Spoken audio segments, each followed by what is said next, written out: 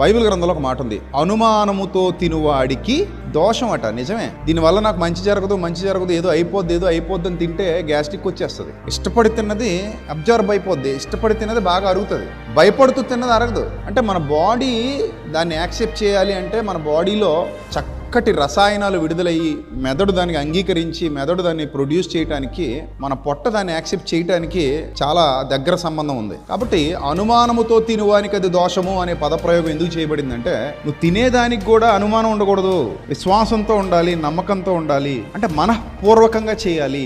ఏది చేసినా మనఃపూర్వకంగా. అనుమానంతో కాపురం చేసే భర్త ఉన్నాడు అనుకోండి, ఆ కాపురం బాగోదు. ఎవరు వచ్చినా అతడు ఏ దృష్టితో చూస్తాడు?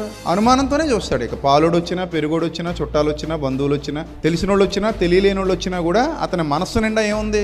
అనుమానం ఉంది. నా భార్య మంచిది కాదు అనే అనుమానంతో ఏ భర్త అయితే ఉంటాడో అతడు చూసే ప్రతి చూపులో స్వచ్ఛత కోల్పోతాడు. నిజానికి ఆమె మంచిది